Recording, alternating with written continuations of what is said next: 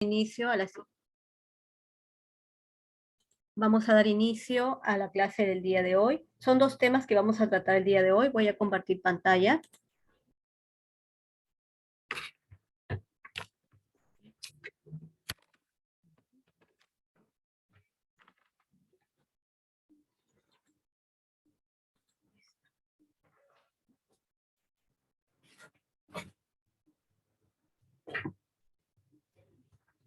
A ver, un momentito. Bien. Como les decía, damos inicio a los siguientes temas del día de hoy, del curso para serums. Voy a compartir pantalla. Me dicen si hay algún inconveniente para darle solución.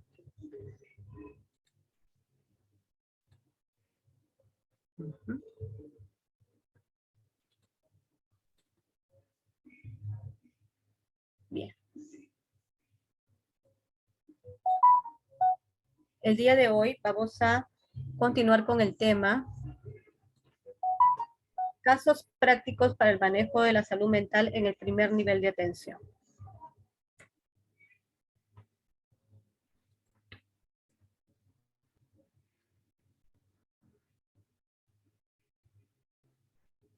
Consideramos que sí, que es muy importante la salud mental en nuestra población. Específicamente, si hablamos del primer nivel de atención, mencionamos que es sumamente importante que el profesional de enfermería se empodere de su profesión y tome en cuenta las medidas o acciones, estrategias necesarias para contribuir como un equipo multidisciplinario hacia la promoción y prevención de enfermedades mentales. En este caso, vamos a proporcionar alguna información muy precisa acerca de este tema. Este tema es muy amplio, pero vamos a enfocarnos justamente solamente a las acciones dirigidas por el profesional de enfermería. En cuanto a los ejes temáticos, están la experiencia que nos dejó el COVID-19. Tengamos en cuenta que ya la salud mental en el Perú y en la mayoría de países del mundo en los últimos años ha adquirido gran relevancia, es decir, hay mucha incidencia, muchos casos de problemas de salud mental. Y justamente se dio como un corte. Después o durante el COVID, porque aún estamos en el COVID, esta coyuntura de salud, ha habido un corte del antes y el inicio del COVID. Actualmente todavía perduran muchas de estas enfermedades, inclusive cuando se dieron las olas, bueno, estos casos graves y muchos casos en el Perú, estas enfermedades de salud mental se complicaron y no tuvieron atención oportuna, algunos sí a través de las telellamadas, otros a través del seguimiento de sus psicólogos de los establecimientos, pero aquellos que no tenían un seguro de salud y anterior o de repente no sabían que tenían ese problema de salud preexistente y con la pandemia salieron a flote, entonces muchos casos se han visto complicados justamente por la coyuntura debido al COVID-19. También vamos a tocar la ley de salud mental y políticas públicas, algo muy general, ya que esta ley es muy amplia. Repercusión de la salud mental, población vulnerable, cuando ustedes deben tener en cuenta, cuando hagan sus visitas domiciliarias como personal SERUM, como profesionales, al realizar su SERUM van a poder identificar aquella población vulnerable y van a poder ayudar justamente en ellos. Etapas de duelo que también deben conocer para que puedan saber cómo actuar ante cada etapa de duelo. Salud mental, la próxima pandemia. Justamente, si bien no se trata de un virus o una bacteria, no es una enfermedad justamente que afecta a los sistemas, pero sí afecta grandemente al sistema mental, a su aspecto emocional. Entonces, ¿esto se puede considerar como una próxima pandemia? Sí, ya está considerado así por la OMS. Entonces, hay que tener tomarle mucha importancia a este tema el día de hoy. Estrategias para la atención de la salud mental en el primer nivel de atención. Los establecimientos de primer nivel de atención 1.1, 1.2. Modelo comunitario en salud mental. Y la guía técnica. Guía técnica de intervención de enfermería en salud mental para el primer nivel de atención. Ese es del 2019, muy actual.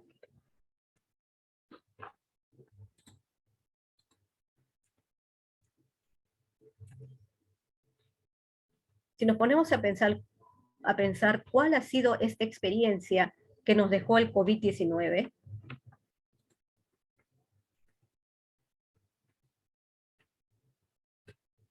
Justamente durante esta coyuntura de salud, como les decía, han aparecido muchas enfermedades mentales, que inclusive la población y los profesionales de la salud incluidos como parte de la comunidad, también han aparecido, ya sea la ansiedad, el estrés incontrolable, que ya pasaría a ser un distrés. Entonces, muchas enfermedades han iniciado justamente con el COVID-19 e inclusive aquellas que ya existían en aquellos pacientes han tenido complicaciones. Entonces, si tenemos que la pandemia ha dejado estas complicaciones, este inicio de las enfermedades, de muchas enfermedades mentales en nuestra población del Perú, ¿qué podemos hacer ante esta experiencia como profesionales? Primero tenemos que basarnos, toda acción que tomemos como profesionales de la salud tiene que tener una base científica, pero también una base legal. No podemos actuar si no tenemos un sustento legal. Según esta ley número 29889, nos manifiesta lo siguiente. La salud mental nos dice que la salud mental es un proceso dinámico, producto de la interrelación entre el entorno y el despliegue de las diversas capacidades humanas, tanto de los individuos como de los grupos y colectivos que forman la sociedad. Lo dinámico también incluye la presencia de conflictos, por eso se dice que es dinámico. Cuando hablamos de la presencia de conflictos en la vida diaria de las personas, así como las posibilidades de afrontarlos. Por eso que se dice que es dinámico. Es aquella acción dinámica donde va a haber conflictos. Todos tenemos conflictos en nuestra vida diaria, pero también tiene que haber la posibilidad de afrontarlos de manera constructiva, o decirlo así, positiva.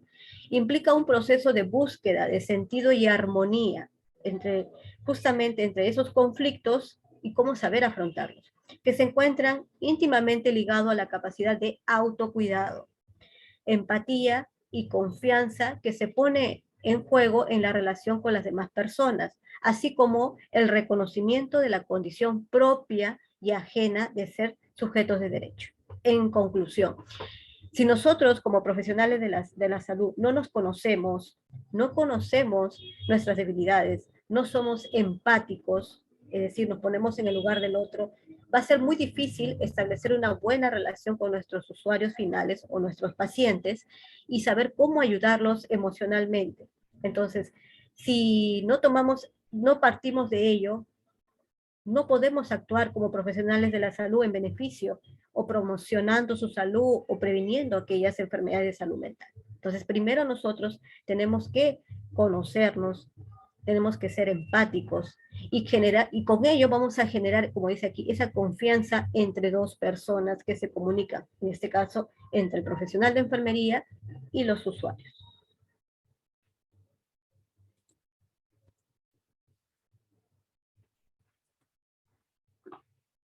Entonces, si hablamos de este tema, también tenemos que mencionar las políticas públicas en torno a la salud mental, que son muchas, y aquí les voy a mostrar una síntesis de ellas. La política pública de la salud mental bajo un enfoque de atención comunitaria. Tengamos en cuenta que en el Perú se está manejando la salud mental desde el aspecto comunitario, porque existen centros de atención comunitaria, centros que contribuyen, apoyan, que son como redes de apoyo hacia los centros de salud, ya sea del MINSA, de salud, Fuerzas Armadas, entre otras instituciones. Entonces, estos centros comunitarios, que se llaman así, entonces, vamos a hablar un poco más de la política pública en general sobre salud mental, pero siempre enfocado, el MINSA siempre ha tratado de enfocarse como ente rector en la atención comunitaria, pero también esto ha repercutido en salud. Si hablamos de los lineamientos de política sectorial en salud mental MINSA, solo es obligatorio para el MINSA y referencia para los demás proveedores del servicio de salud, sanidad de las Fuerzas Armadas, PNP y sector privado. No establece una estrategia. Claro, como dice acá, y referencia para los demás. Pueden ser referidos. En cuanto al Plan Nacional de Fortalecimiento de Servicios de Salud Mental, como le decía, se crearon estos centros de salud comunitaria que, bueno, el último plan que ha sido implementado desde 2018 hasta 2021, MINSA, solo es obligatorio para MINSA y esta es una estrategia que, bueno, busca la creación de redes de apoyo, lo que les mencionaba, para la atención de salud mental. Es lo que se está trabajando actualmente, ya continúa, prácticamente el plan está en curso aún, con algunas, en realidad es lo mismo, solamente que lo que ahora pues han implementado este plan en más instituciones, más IPRES, más instituciones de primer nivel de atención, que se pueden conectar a través de otras redes de apoyo o a través de otros centros de atención o de servicios comunitarios en área en servicio mental. Entonces, estos servicios de salud mental comunitario justamente favorecen que el paciente que es identificado dentro de sus establecimientos con un problema de salud se les haga un seguimiento, un monitoreo, o sean derivados de acuerdo a la necesidad con otros especialistas. Si hablamos del cuidado de la salud mental en e-salud, que se inició en 2016 y continúa, solo es obligatorio para e-salud y la estrategia es el fortalecimiento de sus redes de atención existentes.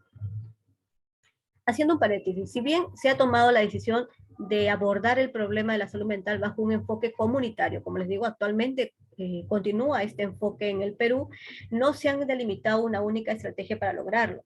Falta un plan nacional multisectorial de salud mental comunitario que delimite la estrategia nacional de implementación del modelo de atención comunitaria de salud. Es decir, lo que faltaría es conectar todas esas redes, ¿cierto? O sea, me refiero a salud con MINSA, bueno, eso quizás pueda hacerse efectivo a través de la historia clínica electrónica, pero actualmente está presentado así las políticas públicas en torno a MINSA y e-salud.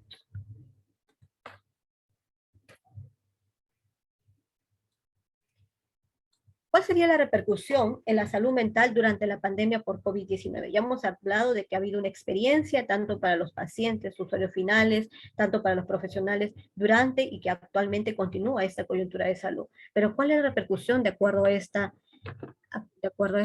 coyuntura actual?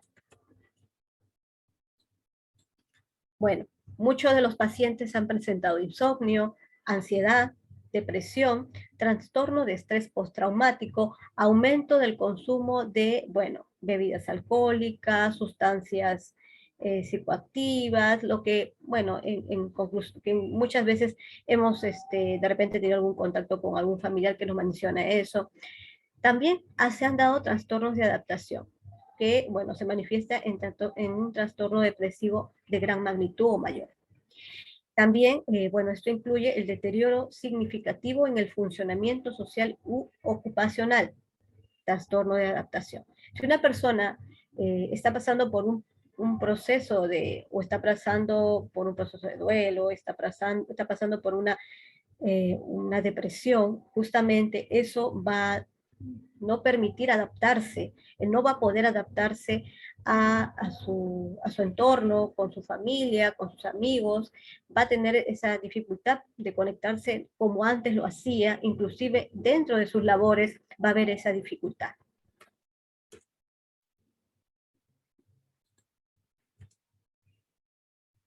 Pero si hablamos de esto, se ha presentado estos signos, estas manifestaciones en algunas personas durante la coyuntura por COVID-19, podemos mencionar también a quienes generalmente son más susceptibles o población vulnerable.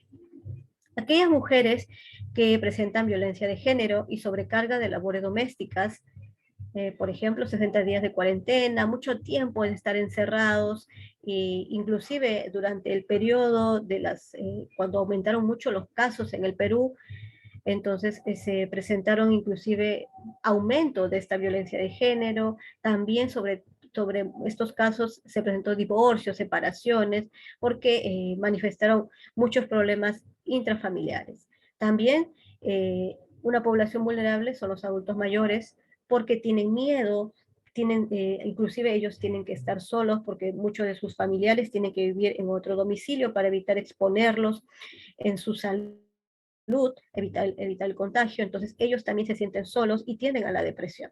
También en los niños, porque presentan ansiedad al no poder salir a hacer sus actividades normales. Cuando hubo la mayor cantidad de casos, si bien ahora ya muchos de ellos están ya ya iniciaron las actividades o clases presenciales, entonces ya ahora, pues justamente este nivel de ansiedad debe haber bajado, debe haber disminuido. Bueno, también puede haber maltrato. Como siempre, el índice aquí en el Perú todavía está presente de maltrato infantil, que no debería ser, pero aún está presente, y cambio de rutina, pues aquellos niños que tienen una rutina de repente de salir al parque y no podían, ahora actualmente ya se están reincorporando a las actividades normales que hacían antes con las medidas de cuidado. También personas con discapacidad, abandono social, barreras de acceso a la salud. Pues claro, ellos ya desde antes pues tenían dificultad para movilizarse de un lugar a otro si es que no contaban con una silla de ruedas, si son personas con algún tipo de discapacidad. Pero cuando hubo la mayor cantidad de casos, pues fue más difícil acceder a los servicios de salud. Entonces, y eso se sumó al sentirse aislados, de repente no contaban con toda la familia dentro del hogar.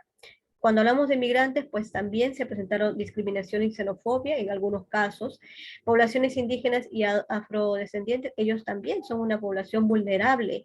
Entonces, en ellos también hay que tener mucho cuidado cuando brindemos atenciones a personas en general, no solamente para nosotras, pero personas de otros países, extranjeras, pues hay que tratarlos de la misma manera como con respeto y responsabilidad durante la atención. Bueno, también población vulnerable es la comunidad LGTB, como ya conocemos, ellos de por sí ya tienen algún tipo sienten algún tipo de discriminación, entonces ellos pueden percibir que durante la pandemia fue mayor o porque se sentían más aislados, situación de pobreza, enfermeros de COVID y sus familias. Claro, enfermeros que estuvieron en las áreas COVID, pues ellos lógicamente fueron población vulnerable porque estuvieron en contacto directo con aquellos pacientes, con movilidades físicas preexistentes, aquellas personas que ya tenían comorbilidades, problemas inmunológicos, tratamientos con corticoides, personas con diabetes, hipertensión, entonces crónicas que no estén controladas, ellos tuvieron que realizar trabajo remoto, tuvieron que adecuarse a un trabajo desde casa, y muchos de ellos no han podido adecuarse a ese tipo de trabajo, otros bien, otros no, más bien les causó estrés, quizás preferían hacer actividades presenciales, entonces todos esos cambios de alguna manera causan ansiedad o estrés a las personas y esos cambios contribuyen a afectar su salud mental. También personas que sienten algún tipo de discriminación, trabajadores de la salud, de la primera línea, ellos durante este tiempo, pues durante la atención en la primera línea, pues han estado más expuestos a pacientes por el diagnóstico. Ahí les dejo el link de acceso donde se amplía un poco más esta información.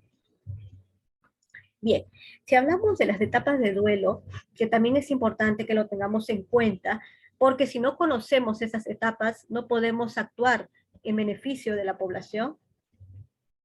Cuando pasamos por una noticia tan delicada y tan triste de que hemos perdido un familiar muy cercano, pues va a haber un periodo, una etapa de duelo, va a haber un proceso donde la persona va a tener que asimilar la pérdida de un familiar cercano.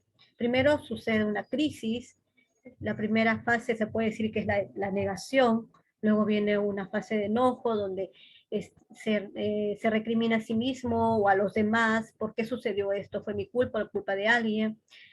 Viene la depresión, un tiempo, puede ser que en algunas personas esta depresión puede durar mucho tiempo, meses, un año, depende de cómo la persona lo asimile y de acuerdo a su estado emocional, de acuerdo al apoyo que tiene de la familia, si es necesario inclusive atención por un psiquiatra, eso va a depender.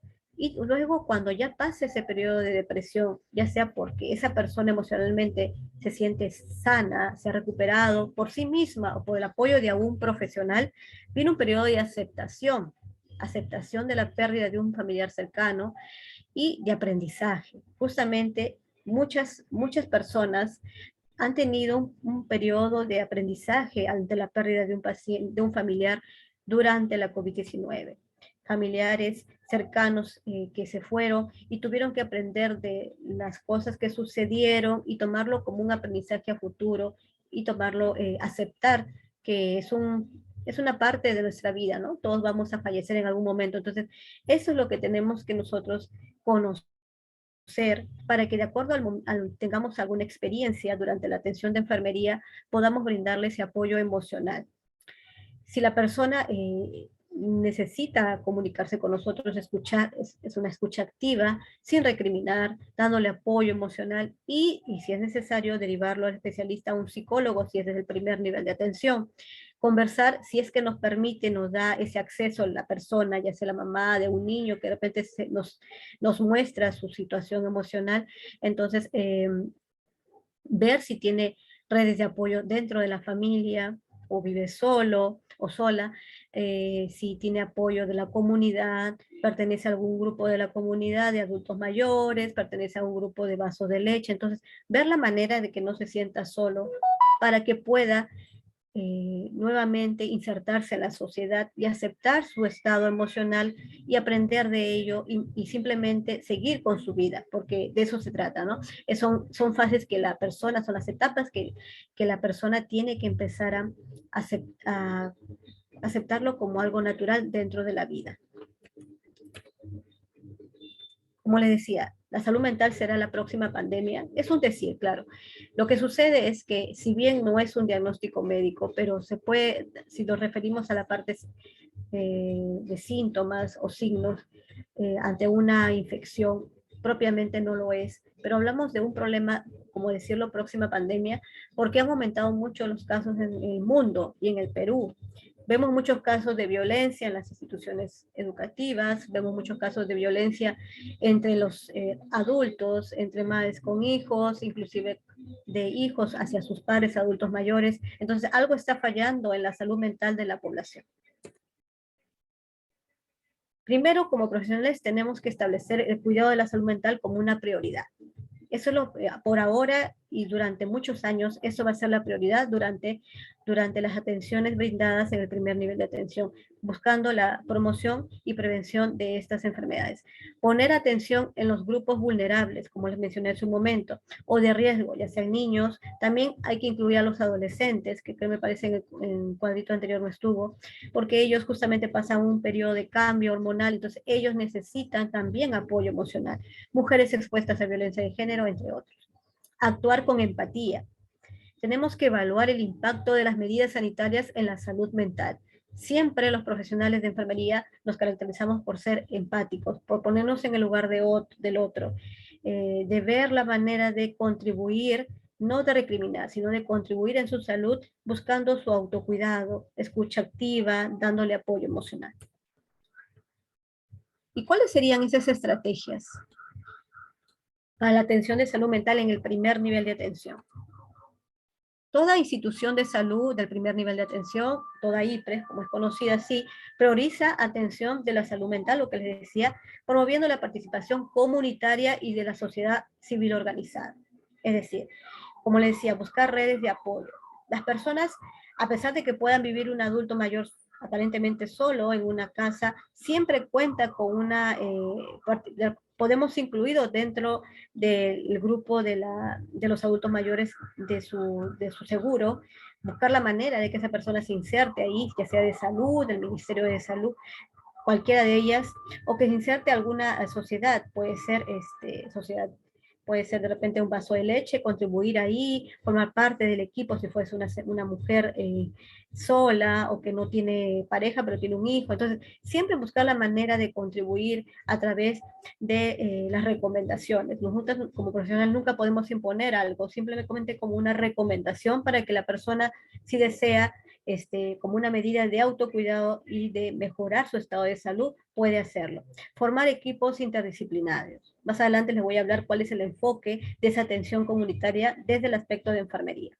Actitud empática de escucha activa, lo que les decía. Hay que ser una escucha activa, es decir, escuchar, escuchar y escuchar. No interrumpir y ser flexible, porque muchas veces las personas ya tienen una cultura, tienen sus propias costumbres, entonces nosotros no podemos modificar una persona ya adulta. Lo que podemos es recomendar para el bien de su salud, en este caso salud mental. Acompañamiento psicosocial. Un acompañamiento de parte psicológica, aquí tiene que intervenir ustedes pueden hacer una contribución como profesionales, unas recomendaciones, apoyo emocional, pero aquí interviene básicamente el psicólogo si fuese necesario. Y social, pues a través de las redes de apoyo de la familia, de su entorno. Considerar recursos psicosociales y derechos, ¿no? Siempre todas las personas tenemos derechos y hay que respetarlos. Los primeros auxilios psicológicos, ¿cuáles son? ¿Cómo podemos decir ellos? Mire, en el caso, los primeros auxilios psicológicos consisten en observar. Entonces, ¿qué tenemos que priorizar? Justamente priorizar el aspecto de sus manifestaciones, cómo se manifiesta el paciente hacia nosotros, cómo verbaliza, cuál es su percepción, su forma de verbalizar. Entonces, hay que observar cómo se manifiesta, porque ya desde el momento que la madre viene con su niño y la forma como se comporta, entonces nosotros podemos percibir de alguna manera si es una persona emocionalmente sana. Hay que escuchar lo que nos dice y de acuerdo a sus necesidades y demandas podemos ayudarla. De repente ella misma nos dice, señorita, yo necesito un apoyo psicológico, quiero pasar por una evaluación porque mi hijo adolescente, no puedo manejarlo, es así acá. Entonces tenemos que ayudarla. O de repente desde su aspecto de ella necesita un apoyo emocional desde que perdió ella un familiar cercano. Entonces todo ello también podemos hacerlo como profesionales de enfermería. Conectar básicamente con la empatía y promoviendo la autonomía. Nosotros podemos ser empáticos, pero tenemos que motivar a que el paciente tenga autonomía, que él o ella realice su autocuidado. Nosotros no vamos a estar todo el tiempo pendientes de la persona. Tenemos que crear, justamente como les decía, las redes de apoyo para que él se vincule a esa familia o esas redes comunitarias, para que él solo pueda promover su autonomía, su independencia.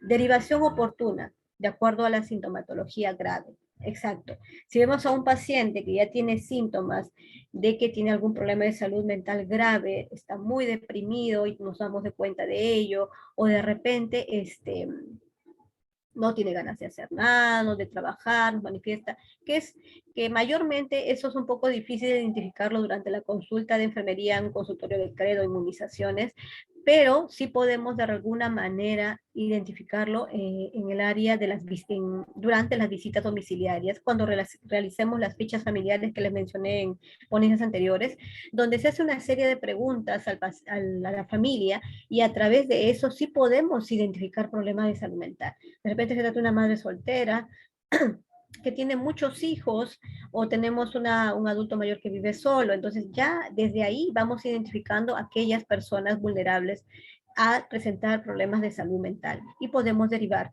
Lo que hacemos es hablar con el personal de psicología de nuestro establecimiento durante nuestras funciones del CERU. Entonces, tenemos que conocer cuál es nuestro apoyo, cuál es nuestro profesional de enfermería que puede contribuir. Coordinamos, damos los datos del paciente y con autorización del paciente, ¿le gustaría a usted que el psicólogo la visite en tal fecha para que converse, así como yo, acerca de algunos temas, si el señor, la paciente, considera que sí, acepta, autoriza, entonces con la psicóloga, pues en esa fecha irá y pueden conversar ellos y establecer, y la psicóloga como profesional encargada de estas áreas, identificar a tiempo alguna enfermedad o problema de salud mental.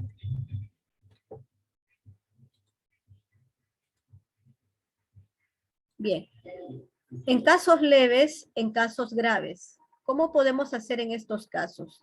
En casos leves, tenemos que brindar, como ya les dije hace un momento, los primeros auxilios psicológicos, que está en la diapositiva anterior, ya les expliqué. Recomendar teleconsulta y telemedicina. Si hablamos de un paciente que tiene el SIS, el Seguro Integral de Salud, que es un seguro que corresponde al MINSA, entonces ahí pueden llamar la línea 113.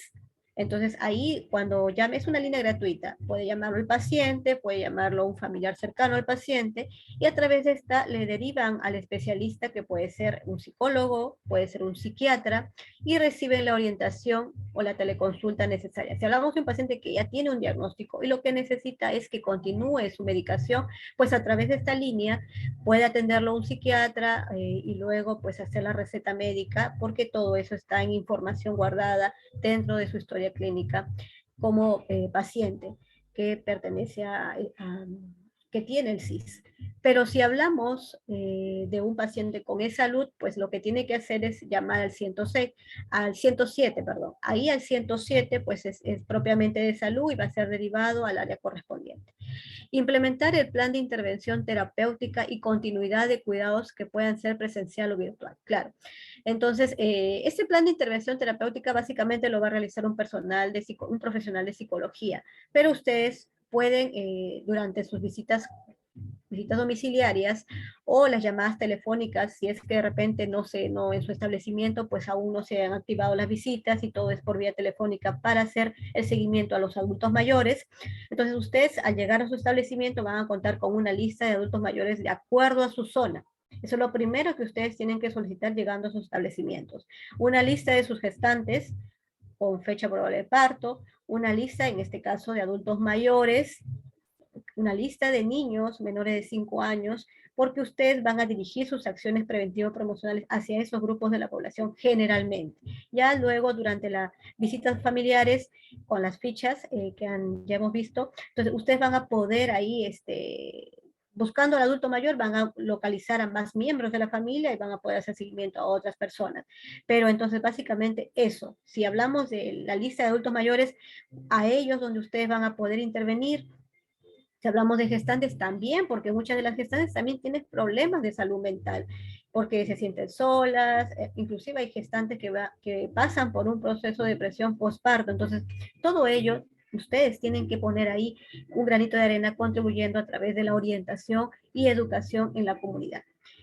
En casos moderados, bueno, contactar a los equipos de servicios de salud mental del hospital. Bueno, eso ya prácticamente, ustedes en los casos leves van a intervenir, van a derivar al paciente a un especialista, en este caso a un profesional de psicología, que es lo que hay en los establecimientos de primer nivel de atención. Y en el caso de que puede ser necesario, pues de repente este profesional lo va a referir al paciente a un hospital para otro tipo de atención psiquiátrica o a especialista. Entonces, ustedes pueden hacer el seguimiento tan solo para saber cuál es la magnitud del estado de salud del paciente. Aplicar la teleconsulta, ustedes pueden hacer la teleconsulta a través de las llamadas mediante, si es que se ha autorizado por la familia, hacer el seguimiento telefónico al celular de un familiar para saber cuál es el estado de su adulto mayor, de su gestante, para saber cómo está o el diagnóstico identificado en cuanto a salud mental. En casos graves, las IPRES o instituciones de salud aseguran que todo personal que atiende se encuentre entrenado en primeros auxilios psicológicos, lo que ya hemos visto. Eso, grábese bien, cuáles son esos primeros auxilios psicológicos y identificación de problemas de salud mental a familiares. Por eso que he hecho todo este preámbulo, porque si hablamos de frente de los casos, ustedes no van a saber cuál es la ley, cuáles son las políticas públicas, qué son los primeros auxilios justamente para ayudar en problemas de salud mental. Entonces hay que tener un poco de conocimiento para hablar ya de unos casos. Brindar acompañamiento psicosocial a los familiares de los pacientes en UCI. Bueno, esto ya estamos hablando en casos graves. Realizar acompañamiento psicosocial y manejo del duelo familiar de personas fallecidas, lo que les decía en un inicio, ¿no? Eso ya hemos hablado cuáles son las etapas de duelo, entonces ya ustedes lo conocen y cómo podrían contribuir desde la teleconsulta a través de una llamada telefónica y si es factible a través de una visita domiciliaria. Establecimientos de primer, así lo coloqué, porque aquí vamos a recordar un poquito, porque lo creí pertinente, hablar un poco de los establecimientos del primer nivel de atención.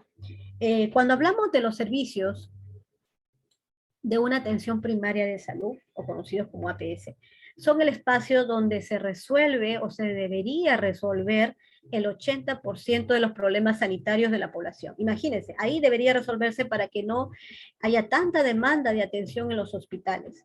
Incluye a los puestos de salud, centros de salud, microredes, todo en este caso pertenecientes al Ministerio de Salud, también a centros de atención primaria, unidades básicas de atención primaria, si hablamos de la SUBAP de salud, policlínicos y hospitales del nivel de atención, nivel 2 de atención de salud, en salud.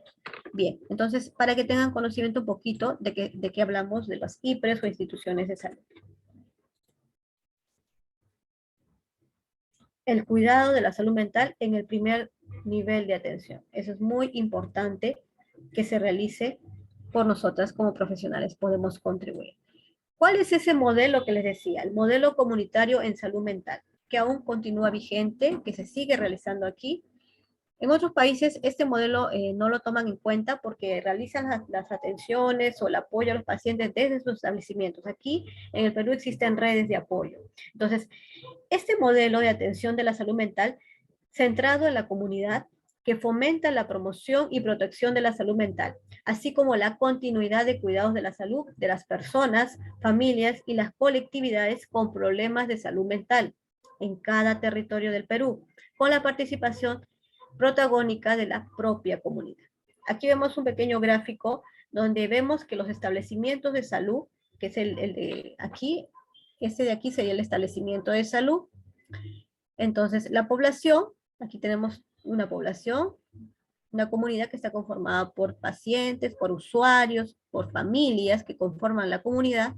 Entonces, estos pacientes, estos usuarios finales, acuden al centro de salud, a la posta, a un puesto de salud, y si son identificados por un psicólogo o por un profesional, a veces no hay psicólogos en los establecimientos. Nosotras como profesionales de enfermería podemos identificar a tiempo algún problema, alguna alteración en el estado de salud mental de un paciente. Entonces, tenemos que conocer nuestros centros de salud mental comunitarios. En Lima existen centros, por ejemplo, centros de rehabilitación psicosocial, centros de rehabilitación laboral, inclusive los hospitales también, ellos tienen su unidad de hospitalización de salud mental y ellos también muchas veces derivan a sus pacientes a estos centros de salud comunitaria, no solo desde los centros de salud del primer nivel de atención, sino también desde los hospitales y se interconectan. Por eso que la flecha va y viene, porque también ellos a veces necesitan de una evaluación en el hospital por especialistas. Entonces, también existen ahora lo que mucho tiempo ya se está ejerciendo, los hogares residencias o protegidos, porque son hogares que dan acogida a adultos mayores con problemas de salud mental, inclusive con algunos problemas psiquiátricos, pero controlados, y que tienen a personal que están a cargo de ellos, pero que tienen conocimiento del manejo de su medicación, de su alimentación, y muchas veces las familias los colocan ahí por su estado de salud y que necesitan, y ellos no pueden hacerle el cuidado necesario, entonces acuden a estos hogares. Primero acuden al centro de salud mental comunitario y de acuerdo a la necesidad, de acuerdo al diagnóstico que le realizan y de acuerdo a lo consideran oportuno, pues son derivados a estos hogares, residencias protegidas.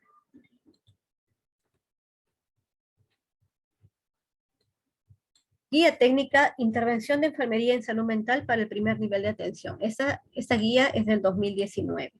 Aprobado por la Dirección General del Instituto Nacional de Salud Mental, Honorio Delgado y Bello Noguchi. Esta es una guía técnica, si bien muchos de los hospitales, como de repente la Herrera, entre otros, que puedan ejercer a nivel de todo el país, tienen otro tipo de guías, pero considero que esta es muy importante porque es muy amplia y específica y les voy a hablar de cada uno de los acápites para que tengan conocimiento. Aquí nos menciona dentro de la guía algo muy importante, nos dice que enfermería es una profesión humanista. Como ya conocemos eso ya lo sabemos del pregrado, desde mucho antes, cuyo rol principal es el cuidado integral de la salud, viendo la parte holística, ¿cierto? Vemos la parte, equiparamos todo, la parte social, emocional, fisiológica, entonces tenemos que ver un conjunto, entonces lo vemos desde la parte holística, cuidado integral de las personas, sus familias y su comunidad. Este cuidado incluye la atención de las necesidades físicas, mentales, sociales y espirituales, o un abordaje que va desde la promoción de la salud, la prevención, atención y rehabilitación. Por lo tanto, es la responsable de brindar un cuidado permanente y continuo de la salud, siendo la salud mental para el primer nivel de atención. Ha sido elaborada con el objetivo de señalar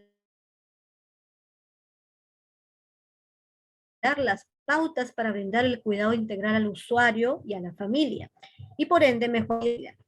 En esta guía contiene aspectos técnicos referidos a los conceptos básicos e integra para la promoción de la salud mental, fundamentalmente en los niños, los instrumentos que se utilizan para la detección de los problemas y trastornos mentales, las pautas de la valoración de enfermería mediante la entrevista. Aquí en esta guía menciona que se han realizado estas actividades o estas funciones mediante la entrevista, observación y el examen mental. Técnicas de enfermería en salud mental, el cuidado de enfermería frente a los problemas psicosociales y trastornos mentales más frecuentes, como son la depresión, la psicosis, el consumo perjudicial de alcohol, así como problemas relacionados con los niños y adolescentes, que generalmente es lo que más frecuente se presenta en nuestro país. Ahí les dejo el link para que ustedes puedan ver de manera amplia la guía, pero ahora vamos a ver un detalle para que ustedes puedan regresar. Un momentito. Aquí está. Esta es la guía, la número 435. Como les decía, esta es planteada por el Instituto Nacional de Salud Mental Honorio Delgado Hideyo Noguchi. Bueno, aquí menciona guía técnica de intervención de enfermería en salud mental para el primer nivel de atención 2019, es muy actual, elaborado por la Dirección Ejecutiva de Investigación, Docencia y Atención Especializada en Salud Colectiva, revisado por la Oficina Ejecutiva de Planeamiento Estratégico, jefe de equipo de organización y modernización, y aprobado por la Dirección General. Bueno, aquí hay los acápites generales, los puntos, el índice, bien. Algo muy breve para que ustedes consideren la magnitud de los problemas o trastornos mentales en nuestro país. Estos constituyen el grupo de daños con mayor carga de enfermedad y se ha estimado que se pierden inclusive esta cantidad de años de vida en salud, es decir, 33.5 años perdidos por cada 1000 habitantes. Entonces, las principales causas identificadas son la depresión unipolar, es decir, presentada en una sola persona, especialmente en mujeres, la dependencia de alcohol en los varones y la psicosis, así como el estrés postraumático y la violencia en la niñez. El Instituto Nacional de Salud Mental Honorio Delgado Hideyo Noguchi, desde los años 80, viene desarrollando ya programas de salud mental comunitaria en establecimientos del primer nivel. Entonces, de repente, dentro de algunos, cuando ustedes adjudiquen algunos establecimientos de primer nivel de atención, van a tener apoyo comunitario en algunos de los establecimientos donde ustedes van a laborar, con aparente efectividad en las intervenciones. Ellos, como hospitales, pues justamente tienen que contribuir para que cuando sean necesariamente derivados a su hospital, puedan hacerle un seguimiento. Pero ellos lo ven desde el aspecto del primer nivel de atención. Vamos a ver cómo lo colocan dentro de su guía. Bien, acá dice la presente guía técnica, que ya hemos mencionado, que es la intervención de enfermería en salud mental para el primer nivel de atención. Ha sido elaborada con el objetivo de señalar las pautas para brindar un cuidado integral al usuario y su familia. Bueno, eso ya lo hemos visto. La finalidad es contribuir a mejorar las intervenciones en salud mental por el personal de enfermería.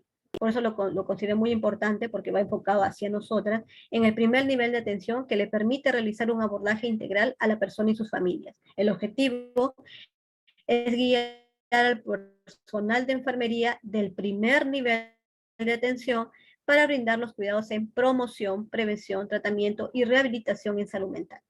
El ámbito de aplicación: el presente documento está dirigido para el uso de personal de enfermería en el primer nivel de atención. No especifica dónde, solamente menciona que es para el primer nivel de atención. Bueno, aquí hablamos un poco de la salud mental, que según la OMS define la salud como el estado de completo bienestar físico, mental y social, y no solamente la ausencia de afecciones o enfermedades. La salud es un concepto que integra la salud mental dentro de ella, y no podemos ver la salud sin ver también la salud mental de las personas. Es muy importante también ver esta área, porque forma parte de nuestro bienestar, la salud mental. Aquí vemos lo que es el problema psicosocial, los trastornos mentales, que también son importantes que ustedes también lo conozcan. Un trastorno mental, pues, según el DSM-5, ahí les he dejado también bueno, aquí dentro de la guía menciona también las referencias, es un síndrome caracterizado por una alteración clínicamente significativa del estado cognitivo, emocional o del comportamiento de un individuo que refleja una disfunción de los procesos psicológicos, biológicos o el desarrollo subyacente de su función mental. Entonces, trastorno es algo más grave, no solamente es una alteración, o sea, es algo más de mayor magnitud para que ustedes puedan comprenderlo. Inclusive nos menciona que van asociados a un estrés significativo, a una discapacidad, ya sea social, laboral, es aquella persona que ya no puede elaborar con normalidad, tiene una discapacidad emocional, no puede trabajar como anteriormente lo hacía. Entonces ya estamos hablando de un trastorno mental. Acabamos de la discapacidad mental. Si hablamos del cuidado de enfermería, ya sabemos que es un acto humano que implica el arte de interactuar y ofrecer reciprocidad tanto a la persona como a su familia. Es un compromiso de conservación, restablecimiento y autocuidado de la vida. Eso nunca debemos olvidarlo. En el Perú, pues aquí vemos, por ejemplo, que se ha estimado que representan el 12.7% del total de años de vida saludables perdidos debido a su cronicidad en cuanto a trastornos mentales. Entonces, imagínense, es muy notorio esta pérdida de años de vida en salud. Aquí nos habla inclusive de el abuso de alcohol, entre otras cosas. Bueno, acá también nos menciona acerca de la reforma en salud mental. Vamos ahora a ver los casos. Esta es la interculturalidad, el respeto a las culturas, cada departamento tiene sus propias costumbres, su cultura, eso hay que respetarlo. Entonces, todo eso forma parte también del enfoque de derechos humanos y de género. Y si hablamos de género también, pues si hablamos de las personas que son LGTB, también ellas de alguna manera a veces se sienten de alguna manera afectadas en su salud mental. Entonces, ellos también son personas que pueden considerarse vulnerables. Teorías de enfermería que sustentan la intervención en salud mental. Aquí vemos muchas de las teorías. Ya hablamos de la parte legal, si hablamos de salud mental, ya existe un sustento legal de cómo actuar como profesionales, pero también hablamos ya de un sustento científico. Toda acción de enfermería, en este caso todas las funciones que realizamos como profesionales de enfermería, tienen una base científica. En este caso podemos basarnos en la teoría psicodinámica de Hildegard de Peplau, ustedes ya conocen ampliamente cada una de estas teorías, teoría del entorno de Florence Nightingale, tan valiosa, el modelo de adaptación que Alista Roy y el modelo de sistemas Betty Newman, la teoría de la diversidad y universalidad de los cuidados culturales de Madeleine Laney, y la teoría del cuidado humano de Jan Watson. Bien. Entonces, si hablamos propiamente de la valoración en enfermería y el examen mental, lo que hace un momento les mencioné, entonces, ¿se acuerdan que hablábamos de los primeros auxilios? Y entre el primero estaba la observación. ¿Qué es la observación? La observación es una percepción intencionada. La observación no es mirar. Una cosa es mirar y tu vista pasa hacia otro lado. Observar ya es una percepción intencionada hacia un objetivo, de algo que necesitamos analizar. La enfermera utiliza la observación, eso ya conocemos muy bien, durante el PAI hacemos eso también, como recurso para evaluar principalmente la conducta humana, durante la atención con un adulto mayor, durante la visita, mientras vacunamos a una persona, podemos ver sus actitudes, entonces estamos observando cuando pasa una madre con su niño, cuál es su comportamiento con ese niño, si vemos algún signo de agresión hacia ese niño, entonces todo eso estamos observando durante nuestras atenciones. ¿Cuáles son sus principales ventajas? Existen situaciones y conductas que puedan evaluarse solo mediante la observación. No se necesita la colaboración del objeto sujeto observado. Se obtiene la información tal como ocurre, como ustedes lo observan. De repente hemos visto que durante la atención el niño tiene alguna marquita en su brazo, un moretón o varios moretones. Entonces, durante la observación podemos identificar eso. Permite recibir formas de conducta que en ocasiones no son relevantes para los sujetos observados. De repente para ellos es normal, pero nosotros desde nuestro punto de vista, desde donde nos encontramos sentados o del lado del paciente, observamos y consideramos que no es normal de acuerdo a nuestros conocimientos. Entonces, bueno, todo eso nos puede ayudar a identificar a tiempo un problema de salud mental. ¿Y cómo se realiza la observación? El observador debe tener una actitud abierta, libre de prejuicios. Nunca podemos crear prejuicios. Primero nos tenemos que observar, luego, como ya le dije, conversar y a través de la escucha activa podemos identificar algo. Utilizar sentidos para recibir la conducta del usuario, tal como éste le expresa. Debe darse en todo momento, especialmente cuando se está interactuando con el usuario durante la atención de enfermería, que le permita describir lo que ha pasado a través del sentido de la vista, olfato, oído, si fuese necesario. Cuando hablamos ya de la técnica de la entrevista, ya es otro aspecto, entonces es una técnica que permite obtener información a través de la comunicación verbal, mediante manifestaciones de la persona sobre sus percepciones, creencias, ideas, sentimientos y acciones. Si tiene confianza el paciente, la señora que siempre trae sus controles de creda al niño, entonces nosotros ya tenemos un grado de confianza y de repente la señora se abre a nosotros y nos empieza a contar su vida, sus creencias, sus ideas. ¿Cuál debe ser la actitud del entrevistador? Nosotros como profesionales de enfermería. La entrevista debe ser privada, claro. La presencia de otras personas, aunque sea familiar, la hace insatisfactoria, claro, porque puede influir de alguna manera. Es mejor que sea solamente con esa persona. El acercamiento al usuario debe ser cordial, con naturalidad, el tono de voz adecuado y que se siente el usuario que está siendo escuchado a través de la escucha activa. Es preferible comenzar por las molestias principales de la enfermedad actual. De repente la señora dice, le duele mucho la cabeza, señorita, y ha pasado por una evaluación médica. ¿Qué le dijo el doctor? Bueno, me da solamente paracetamol, pero no me pasa. Y ha pasado por un especialista. De repente es algún problema de estrés que está pasando la señora y no lo puede controlar y está pasando un distrés. Entonces ya no está siendo controlado con un paracetamol o con un ibuprofeno, con lo que le haya hablado el médico. Entonces, de repente ya necesita de un apoyo psicológico. Hacer constar el interés de ayudarlo a resolver sus molestias o a evaluar su situación emocional. ¿Cómo podemos ayudarlo? Por eso es a través de la escucha activa, no recriminando, sino escuchando. Utilizar permanentemente la gentileza, creando una atmósfera de seguridad y respeto. Señora, no se le dice mamita, mamacita, ¿qué te parece lo que te estoy recomendando, mamacita? Siempre con respeto. Señora, ¿qué le parece lo que le he dicho? ¿Está usted de acuerdo con lo que le estoy mencionando? ¿Usted qué opina? De repente podemos mejorar algo. Las preguntas sobre la molestia o preocupaciones principales deben ser formuladas con cautela. No podemos ser tan directas en preguntar, ¿a usted su esposo la golpea o la agrede? Entonces tenemos que tener mucho cuidado con preguntar. Y si no nos sentimos especialmente capacitados, podemos hacer la derivación con el especialista, o en este caso, en el primer nivel de atención, con un psicólogo, para que él, a través de sus estrategias y metodologías, sus metodologías y cuestionarios que ellos tienen, puedan hacerlo de manera más concisa. Si por algún motivo el usuario se altera, debe cambiarse el tema de la conversación, claro. No incidir si la persona ya no desea hablar del tema, no tratar de convencerlo de sus falsas percepciones. No podemos convencer a alguien porque ya es un adulto.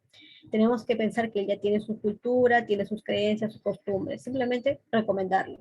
No retar ni desafiar al usuario, porque puede ser un problema, puedes tener inclusive atendiendo a un paciente con algún trastorno mental y tú eres muy incisivo y desafías y esta persona podría actuar de manera agresiva contigo. Nunca debes concluir la entrevista dejando perturbado al usuario, es decir, dejándolo fastidiado, como diciendo, usted no sabe lo que está diciendo, ¿no? Tenemos que tratar de terminar la entrevista o la atención que hemos brindado con bastante cordialidad y respeto. Evitar actitudes de crítica, sobre protección o descalificación al usuario. Bueno, la técnica de examen mental. ¿Qué es esta técnica? Es el registro descriptivo de las funciones mentales del usuario con resultado de la observación y exploración ordenada y sistemática de los signos y síntomas de un momento determinado. ¿Qué se evalúa en este examen mental en los adultos? Mediante la observación, registrar lo siguiente: la apariencia. Si bien existen formatos que se utilizan para saber si una persona ha sido agredida físicamente, ¿no?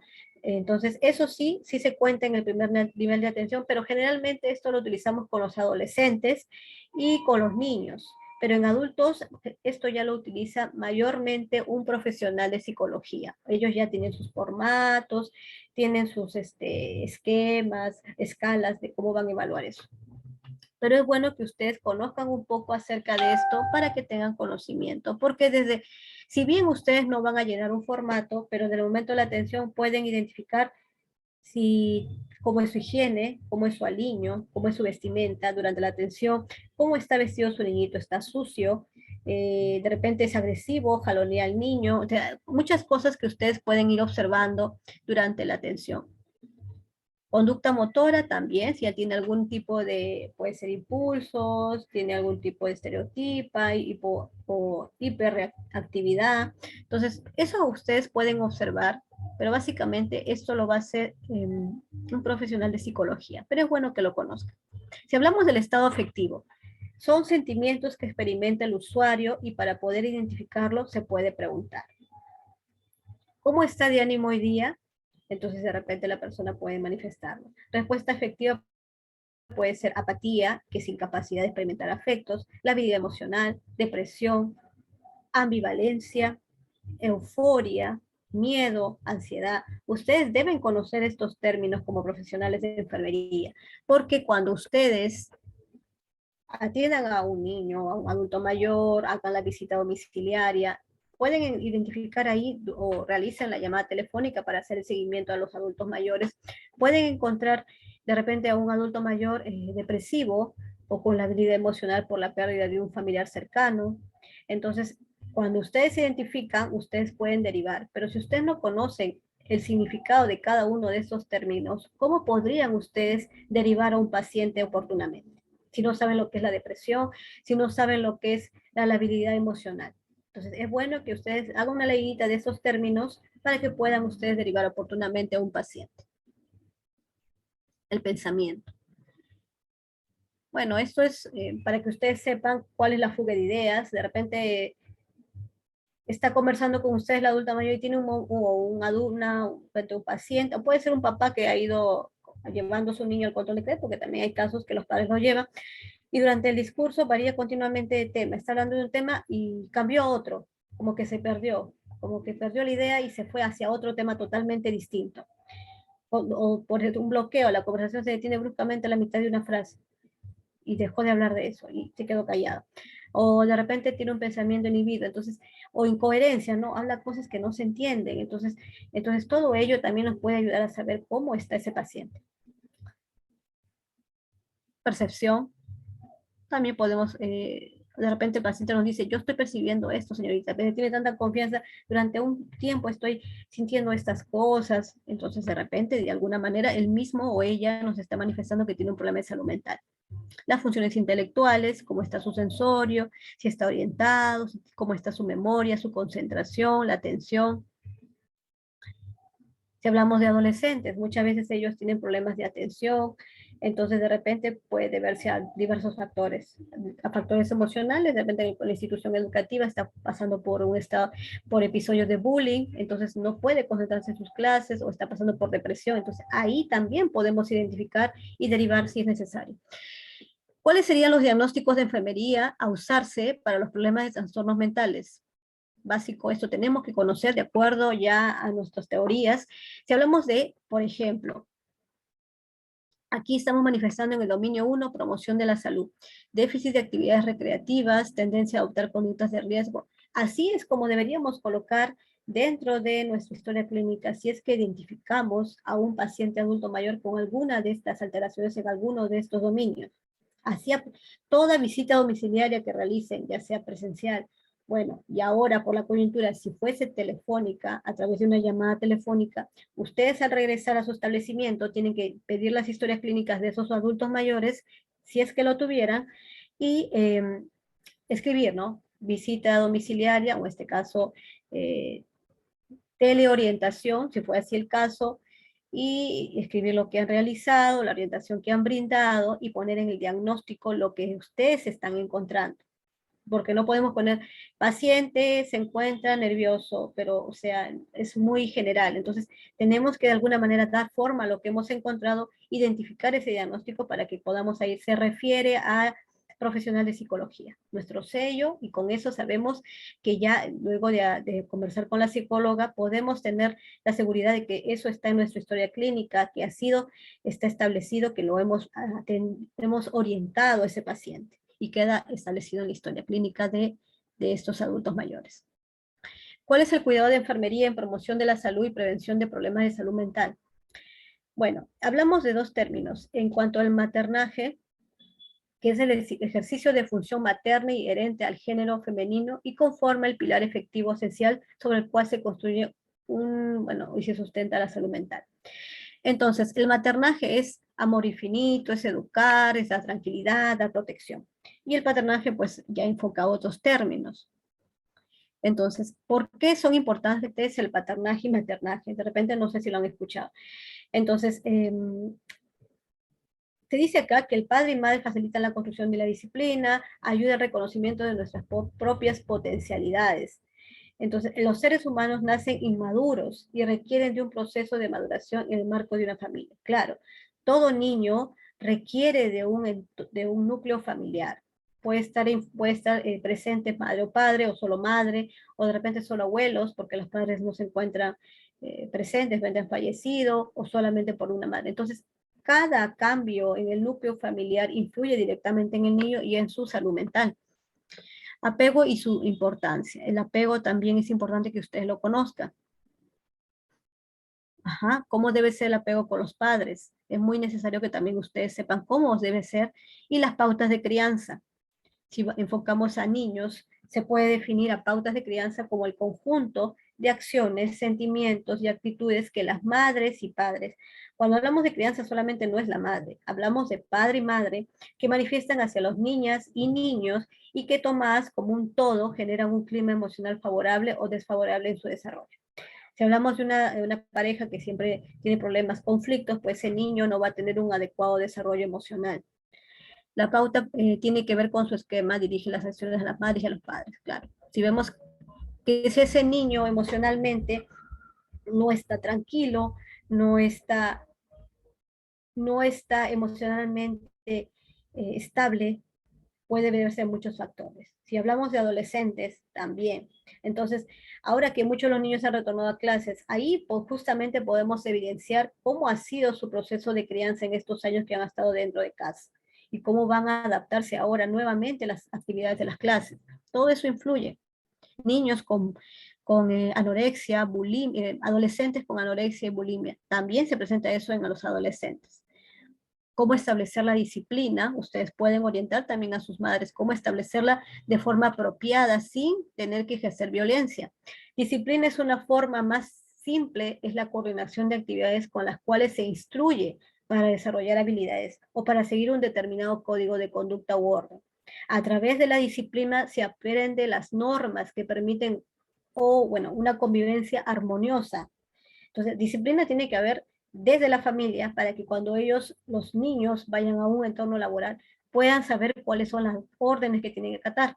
En el campo del desarrollo del niño, la disciplina se refiere a los métodos de formación del carácter y de la enseñanza de autocontrol y de un comportamiento aceptable. Si un niño es muy agresivo, eso proviene de casa, porque no ha habido un autocontrol y formación dentro de casa. Y eso, y la mamá dice, mi niño es muy agresivo, señorita, no me obedece. Entonces, algo está fallando dentro del hogar.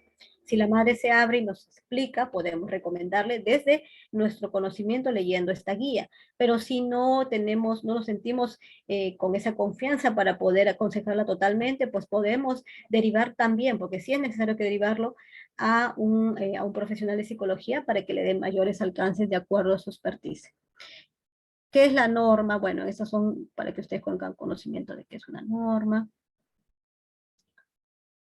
Cómo sancionar una conducta inadecuada. Inclusive acá dice, primer paso, segundo paso, que eso nos puede servir inclusive para nosotros que somos madres.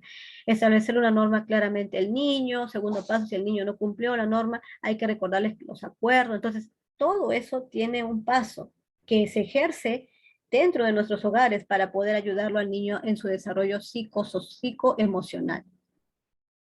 Manejo de rabietas o pataletas. Acá está muy general, se enfoca mucho en el niño, como mencionaba en un inicio, el manejo de la ira. Por eso les decía, ustedes desde el primer nivel de atención, ustedes pueden contribuir mucho durante las llamadas telefónicas o visitas domiciliarias que hagan a sus pacientes. Entonces, si ustedes hacen una leída de todo este conocimiento, de toda esta guía, van a poder ayudar recomendar, orientar oportunamente. De repente solamente necesita una guía y no es necesario que vaya al psicólogo. Tienes una madre que vive muy lejos, vive en la puntita del cerro y bajar desde ahí le es muy difícil porque tiene 5 hijitos. Entonces ustedes pueden orientar si se trata de una cosa tan simple como que no sabe cómo disciplinar a su niño. No necesitaría una psicóloga para ello.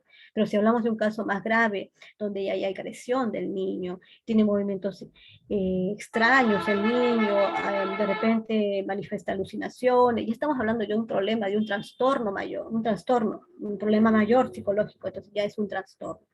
De repente solamente es algo conductual que se puede manejar en casa. Bueno, aquí habla del cuestionario de capacidades y dificultades para el niño. Acá hay un cuestionario que les puede servir a ustedes también, de alguna manera, si ustedes lo quieren realizar, o de lo contrario, derivar si fuese necesario. Técnicas de enfermería en salud mental, la consejería. Lo que actualmente se realiza a nivel de todo el Perú, que está normado, es la consejería, si hablamos de manera presencial. Pero si hablamos de manera virtual, lo que se hace a través de un teléfono, se le llama la teleorientación, así se denomina. La teleorientación es la consejería, es la orientación que se le brinda al usuario, al paciente. Es lo mismo que una consejería, pero tiene el término de teleorientación. ¿Y cuáles son las características? Requiere de estar focalizada. Se trabaja en un solo tema con el fin de identificar la problemática. Proporciona información veraz y suficiente, no directiva. Es decir, el personal de enfermería debe dirigir la sesión de forma sutil, buscando conocer el problema del usuario, no juzgando. Eso es lo principal que ustedes deben tener en cuenta como consejeras o ante un problema de salud. Entonces, la enfermera puede realizar desde el primer nivel de atención una consejería.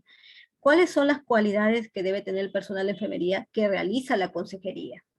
Las cualidades en cuanto al conocimiento es estar capacitado en consejería y en temas de salud mental. Ustedes léanse esta guía porque le va a ser de gran ayuda. De repente más adelante cuando terminen su CERU, quieren ustedes laborar en un establecimiento, un hospital, de repente en alguna de estas centros de apoyo comunitario, estos centros comunitarios de salud mental, ahí también requieren en su equipo profesionales de enfermería y pueden postular ahí. Entonces ya ustedes tienen un conocimiento amplio de cómo manejar estos casos, o en un hospital en el área de repente un hospital de psiquiatría, no sé, podría ser el caso. Entonces tienen que estar capacitados en consejería y en los temas de salud mental y trastornos mentales, lo que está aquí muy específico durante la guía. Actitudes, tiene que tener respeto a los derechos del usuario, no diferenciar por su idiosincrasia, no diferenciar por su cultura, por su género, respeto por las diferencias socioculturales, lo que decía aquí, la raza, religión, género, orientación sexual, conciencia de sus propios valores, prejuicios. Tus prejuicios no tienen que afectar al usuario, expectativas, capacidades y limitaciones. Las habilidades, comunicarse en un lenguaje claro y sencillo, sin dar mucha vuelta, saber escuchar, manejar la comunicación no verbal, y los gestos. Si mucho estamos con la cara pues toda endurecida, pues la otra persona no va a querer hablarte. Tenemos que ser amables, gentiles, sensibilizarse ante las características de género, cultura y de los otros usuarios. ¿Cuáles son los pasos para la consejería? Aquí están los pasos. Primer paso, hay que establecer una relación cordial. Es básico eso. Segundo paso, identificar las necesidades del usuario. Tercer paso, responder a las necesidades del usuario. Cuarto paso, verificar la comprensión del usuario. Quinto paso, mantener la relación cordial. Entonces, ya yo les he dado muy general, ¿no? Ya ustedes pueden leerlo. Si ustedes necesitan realizar una consejería, ahí están los pasos. ¿A qué definimos o cómo definimos el apoyo emocional? Que eso también forma parte de la función de enfermería desde el aspecto emocional, el aspecto de ponerse en el lugar del otro, de la empatía.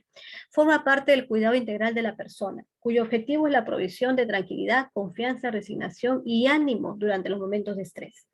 ¿Qué se requiere del personal de enfermería para hacer este apoyo emocional? El personal de enfermería ha de tener la capacidad de percibir lo imperceptible, aunque parezca extraño, es decir, alto nivel de sensibilidad para interpretar las manifestaciones verbales y no verbales del usuario. De repente, la señora no quiere decirnos algo, pero se mantiene callada, sus ojitos como que quieren, de repente se nota en el rostro que está triste. Entonces, todo ello, que es la parte no verbal, podemos identificarlo como profesionales.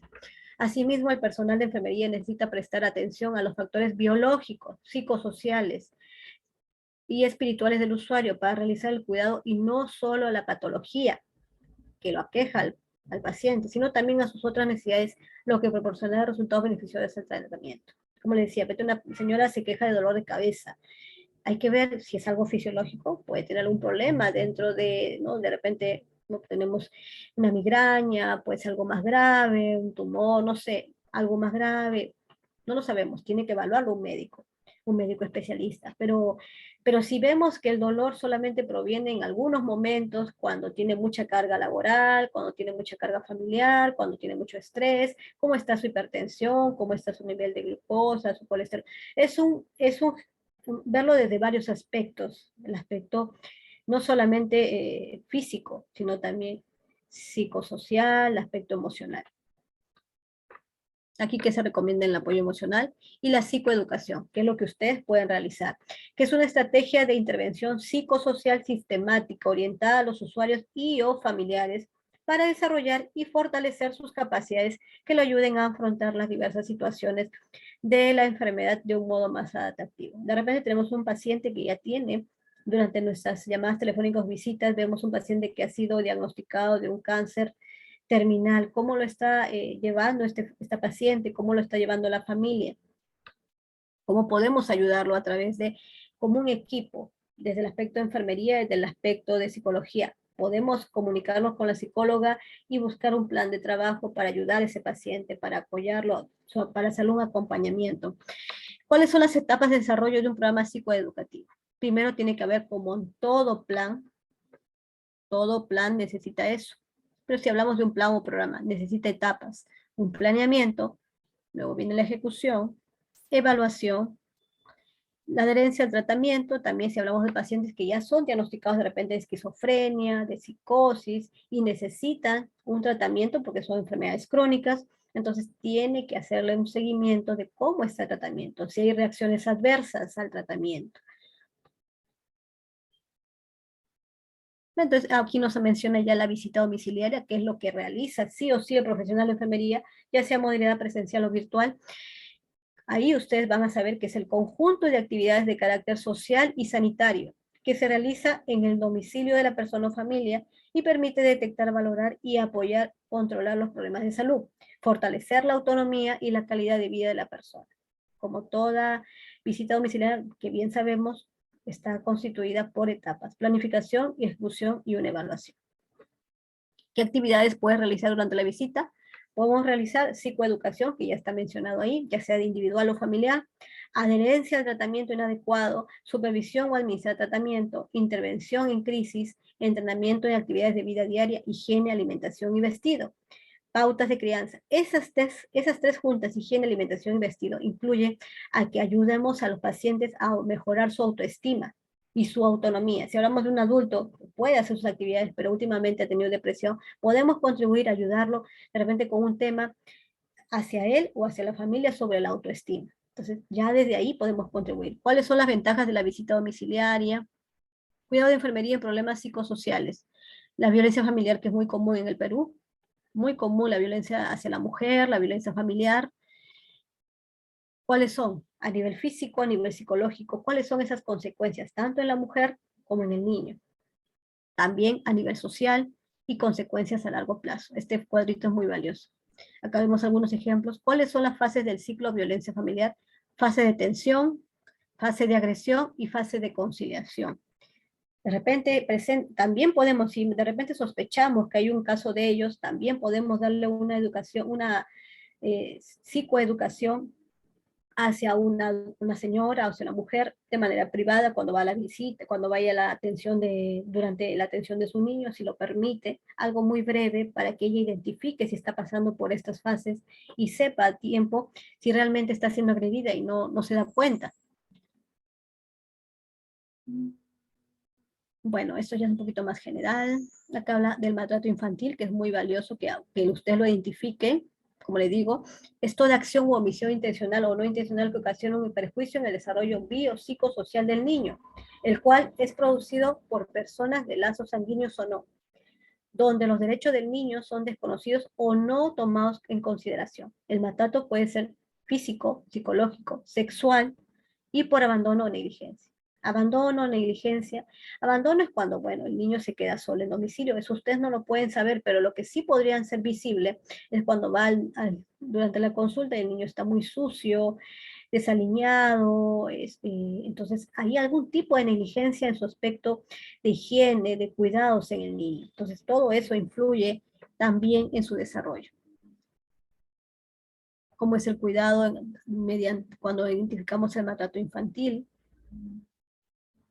cómo podemos, inclusive acá, ajá, nos dice acerca de la violencia escolar, lo que es muy común ahora, el bullying, muy común en las instituciones educativas también, cómo podemos manejarla. De repente alguna mamita nos dice, señorita, ¿qué debo hacer? ¿Cómo debo saber si mi niño no está pasando? Aquí hay las formas en que ustedes podrían aconsejar, podrían brindar esa consejería a las madres de familia.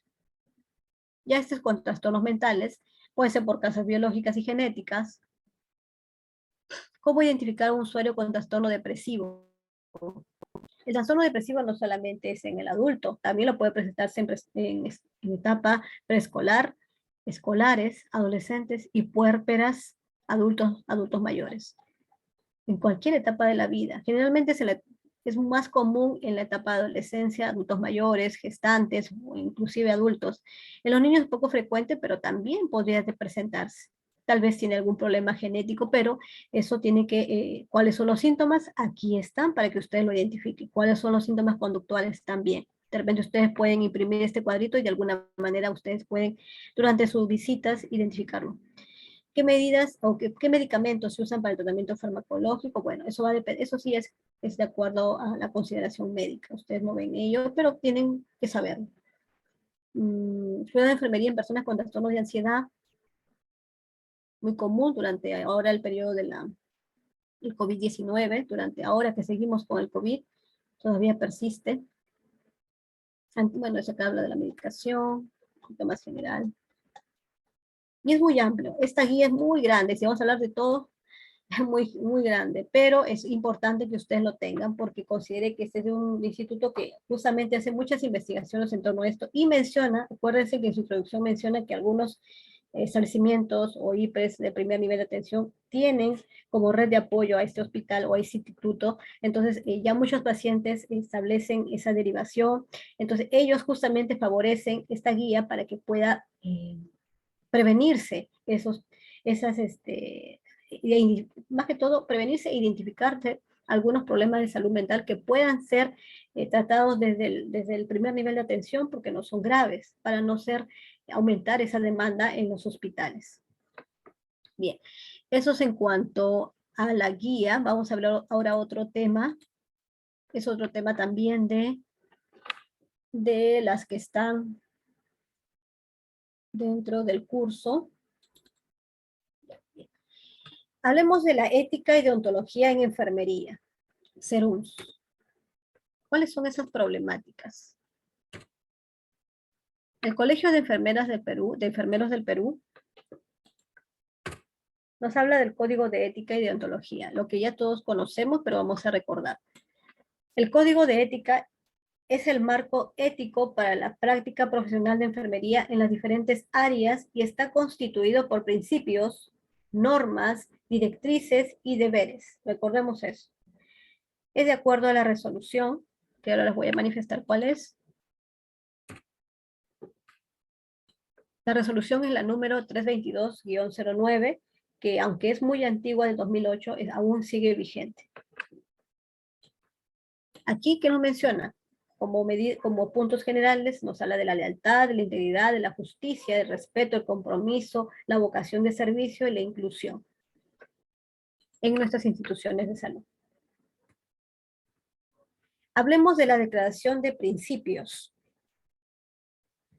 Cuando hablamos de la ética de enfermeros, se basa en los preceptos de carácter moral que son aplicados con en la honestidad, asegurando la práctica legal, la conducta honorable, justa, solidaria y competente del enfermero. Eso es la declaración de principios. Pero vamos a hablar de cada uno de ellos, de esos principios, que son considerados dentro de la ética. Vamos a ver. Si hablamos del enfermero, aplica en su... El primero sería que el enfermero aplica en su ejercicio profesional principios bioéticos: autonomía, justicia, beneficencia, no hacer daño al otro, hacer todas nuestras funciones haciendo el bien, procurando el bienestar del paciente, no maleficencia, que sería lo contrario, que constituyen las normas fundamentales que gobiernan su conducta. Es decir, eso debe imperar dentro de la conducta de enfermería, proporcionándole una base para el razonamiento y la orientación de sus acciones. Toda función que realiza el profesional de enfermería, porque nosotros no realizamos solamente actividades, realizamos funciones. Esas funciones tienen que estar orientadas bajo un razonamiento lógico, ético, bioético.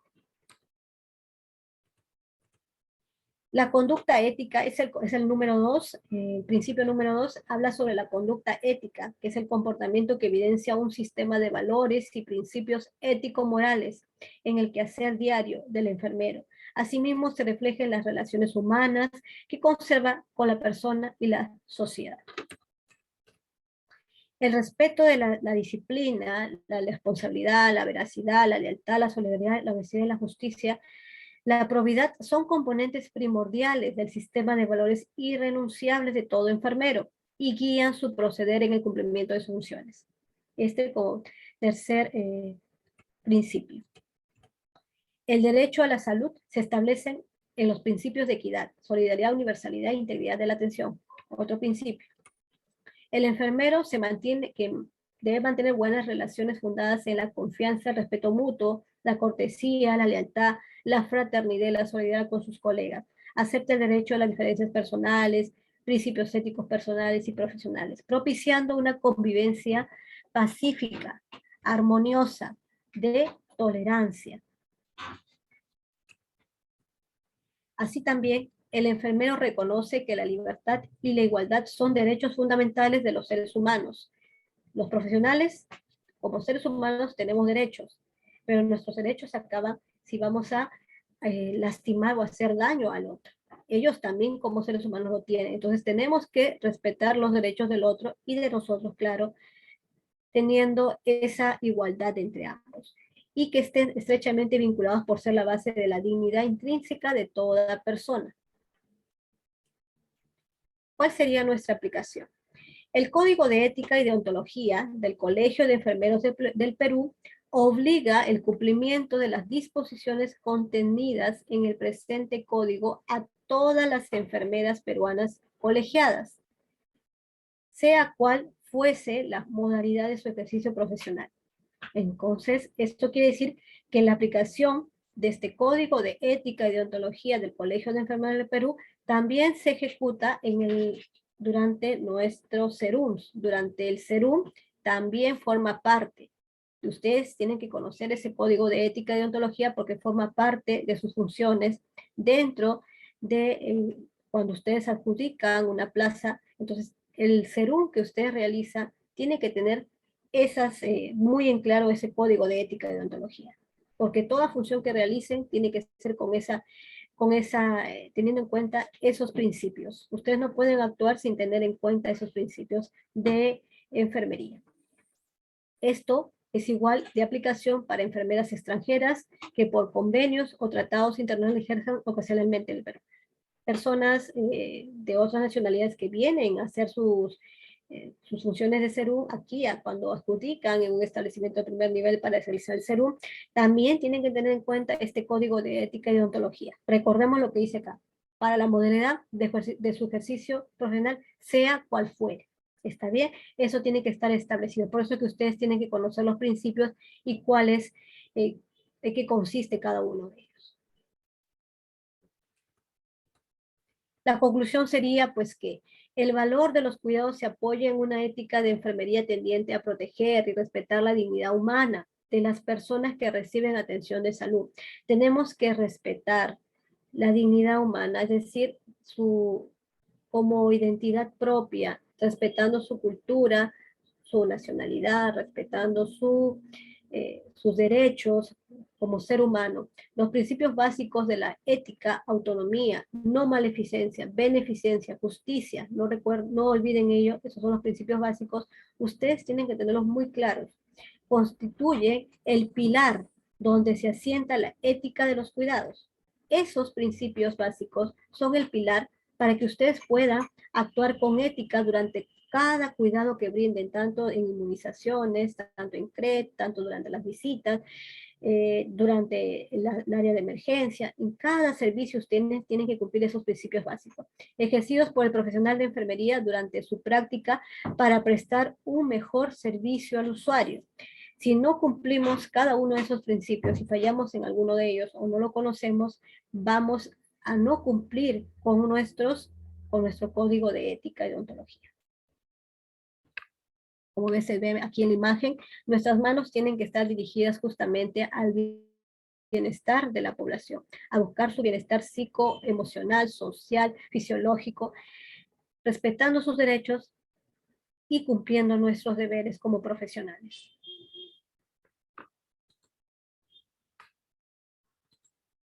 Bien, si tienen alguna pregunta, estoy atenta a sus consultas. Gracias.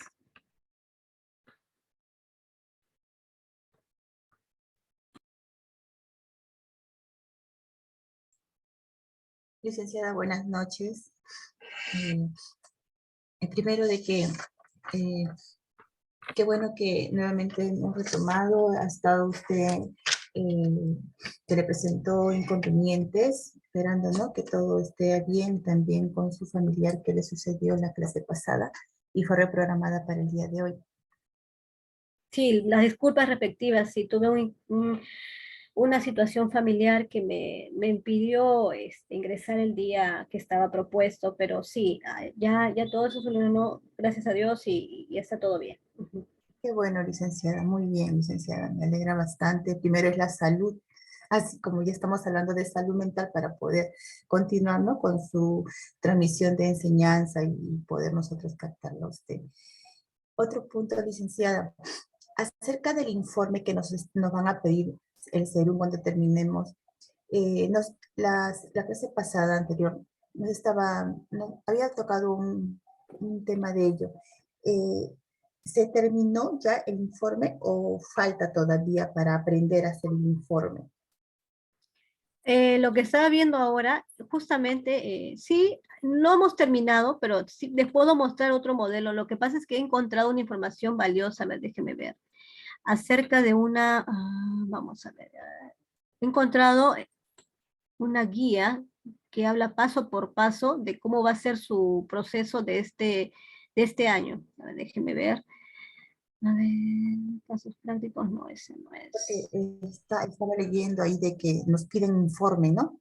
Y Sí, ya, claro, usted nos ha dado un avance y la consulta es eso, ¿no? Si se terminó ya toda la orientación que usted nos da, o bueno, ahorita está diciendo de que está viendo una guía que recién ha salido.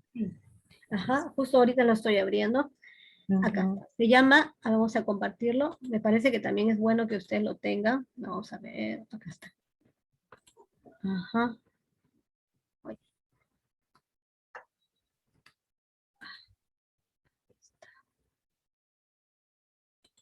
aquí está. Mm, ya, ahí lo pueden ver. Me dicen, por favor. Sí, dice, Sí. Ajá, dice, este es un instructivo del proceso CERUN 2022, o sea, este es el actual, ujú, del mayo 2022. Y me pareció, aquí habla, bueno, de la base legal, bueno, y eso ya no tienen que leerlo. Ya, aquí habla inclusive de cada uno de los términos para que ustedes sepan cómo van a poder adjudicar de acuerdo a lo que ustedes, ya sea virtual, ya sea por sorteo, orden de mérito. Después aquí nos habla modalidad de prestación según el remunerado, que pueden tenerlo, o también el equivalente, la nota ENAE, de acuerdo a eso, cómo se considera. Después habla aquí, si hay una persona de ustedes que tiene algún tipo de discapacidad, también se considera diferente de acuerdo al quintil de pobreza. ¿Cómo es la convocatoria? Ustedes ingresan a este link y pueden ver cómo es el proceso de inscripción. Aquí está más detallado.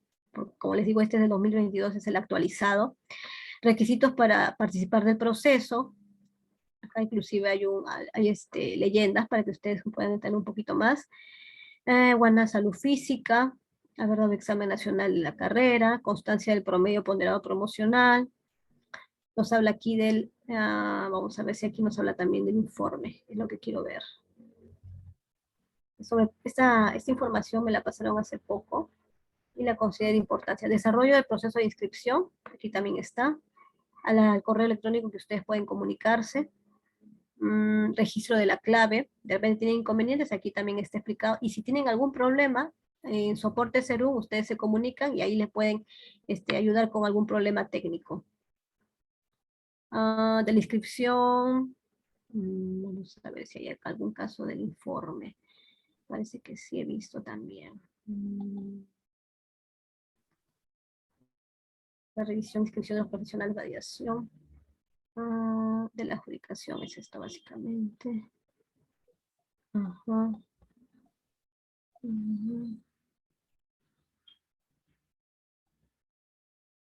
Allá del inicio a término del Serum. Estas son las actividades propias del Serum, que es lo que ustedes tienen que lograr como metas asistenciales. Aquí tienen que ustedes leer detalladamente cuáles son esas metas. Plan de itinerancia, cláusulas de resolución. Bueno, si ustedes quieren renunciar a su plaza, aquí nos habla del informe final. Vamos a leer un poquito esto. Dice, los profesionales de Serum realizarán su informe final ingresando mensualmente, ya eso es lo que también quería, yo les di un modelo, ¿no? Un modelo de informe, que ustedes pueden guiarse de eso. Pero aquí nos dice detalladamente qué consiste o cómo tienen que ustedes ingresar en su información. Dice, los profesionales de Serum realizarán su informe final ingresando mensualmente la información solicitada en el aplicativo Serums. Ya ustedes tienen que tener su clave, inscritos, como anteriormente ya mencioné, así como las constancias emitidas por la Escuela Nacional de Salud Pública. Dicho informe será presentado ante la autoridad competente para la emisión de la resolución de término de Serum. Una vez concluido el servicio y completado el informe final de Serum, el profesional de la salud deberá imprimirlo y gestionar su validación por el responsable de estadística, lo que les decía. Ustedes tienen que estar muy de la mano con su personal de estadística de su establecimiento. Y el jefe del establecimiento, el médico jefe, o quien haga de sus veces, esta versión impresa y validada del informe final, constancia de no deudar ningún bien del establecimiento y constancia de término de cero. Cuando ustedes terminan, siempre en su establecimiento de salud hay un personal a cargo de los bienes. Siempre hay un personal a cargo de ello. Entonces ustedes tienen que entregar su informe, pero ahí en su informe ustedes tienen que incluir que no tienen que incluir la constancia de no adeudo de ningún bien. Es decir, que durante su año de prestación del Serum no tiene que haberse perdido ningún equipo, ningún material que sea de importancia en su servicio o dentro del establecimiento. Básicamente es su servicio, porque ustedes no van a estar en otro servicio, ¿no? Ya sea el servicio de inmunizaciones, si es que ustedes han estado durante su Serum, o el de emergencia, que no se haya extraviado. Muchas veces ustedes van a adjudicar a puestos de salud que son pequeñitos y ustedes van a ser como la única enfermera en su establecimiento. Entonces, ustedes tienen que tener esa constancia que es entregada por un responsable, un personal administrativo encargado de los bienes e inmuebles del establecimiento, así se llama. Y bueno, la constancia de término de Serum que lo da el médico jefe. Estos expedidos por el jefe del establecimiento donde realizó, todos van con sello del médico jefe y del encargado administrativo.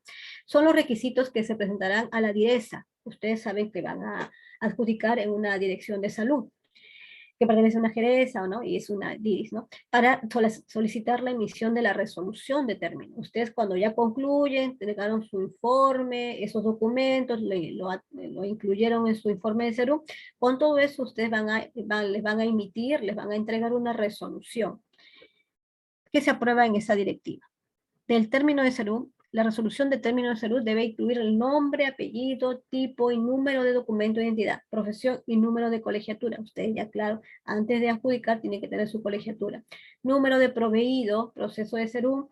Ustedes cuando adjudican, les van a entregar un proveído donde ustedes les va a decir, ustedes se van a ir al centro de salud tal, y van a, o sea, le entregan un documento y con eso ustedes se presentan al establecimiento de salud. Igual, cuando ustedes terminan, les entregan un proveído de término. El informe final, la certificación de término de SERUM y la certificación de no deudar bienes del establecimiento constituyen requisitos indispensables para la emisión del acto resolutivo de término de SERUM. Tienen que tener mucho cuidado si dentro de su establecimiento hay tensiómetros, hay termómetros, equipos que son muy necesarios dentro de su servicio. Tienen que ustedes cuidar mucho de ello, de esos bienes, porque al finalizar su año de servicio de SERUM, si falta alguno de ellos, pues van a tener dificultades para que le puedan emitir esa constancia de no deudo de ningún bien. Entonces, eso básicamente, entonces eso es lo que ustedes tienen que tener en cuenta. Por eso que este es un muy general donde ustedes van a poder, sí, tal vez esto faltaba comunicarles, o el resto ya está todo lo que les he manifestado, más esto ya complementa la anterior ponencia, donde se habla del modelo, y aquí ya habla cuál es el proceso. Entonces aquí van a tener ustedes una guía desde la inscripción, cómo inscribirse, cómo generar su contraseña, su clave, que le va a servir justamente, como dice acá, para que en el informe final ustedes vayan ingresando mensualmente la información solicitada. Le van a pedir información del mes, cuántas actividades promocionales, preventivo-promocionales han hecho, cuántas actividades recuperativas, cuántas actividades de rehabilitación. O sea, esas actividades que ustedes realicen tienen que ir ingresando. Por eso es importante que ustedes siempre tengan la copia de su GIS, que ya lo hemos visto, donde ustedes van a tener ahí cuántas visitas domiciliares hicieron, cuántas capacitaciones en colegio, en vasos de leche, no sé, porque básicamente en el primer nivel de atención se hacen esas actividades preventivo-promocionales. Cuántas actividades han hecho de inmunizaciones, de repente en el estadio de tal distrito fueron a vacunar contra el COVID a una cantidad de población. Es una actividad también han hecho ustedes. Entonces, todas esas actividades que realicen tienen que estar evidenciadas en su GIS, porque del GIS ustedes van a poder sacar esa información y vaciarlo mensualmente, como menciona aquí. Porque si ustedes no lo realizan de forma mensual, se van a atrasar y al finalizar el informe va a ser más difícil. E inclusive, cuando siempre hay un encargado de cada DIRIS de revisar esos informes de forma mensual. Entonces, ustedes se atrasan, pueden ser observados. Por eso que tiene que ser de esa manera. Entonces, cuando ya ustedes cuenten con toda su inscripción, le va a ser más fácil pasar poco a poco esto que les están solicitando. Y como les digo, ustedes tienen que velar porque todo en su servicio esté pues en orden al finalizar el cero. Sí, básicamente con eso ya concluiría la información que les brindaba sobre el informe final y sobre lo que concierne a la adjudicación de cero. Si tienes alguna duda más, me comentas, por favor. A ver, licenciada, nosotros ya hemos salido inscritas. Bueno, la mayoría. Hay una compañera que por ahí está llamando al teléfono que dicen consultas para WhatsApp, ¿no? Pero ya salimos inscritas, ahora estamos con esta respuesta de salir aptas o no. Como somos trabajadoras y hemos pedido ser un equivalente. Equivalente. Incluso yo he pedido una autorización al centro de trabajo en esa salud en el Sabugal y está cerca de ese establecimiento.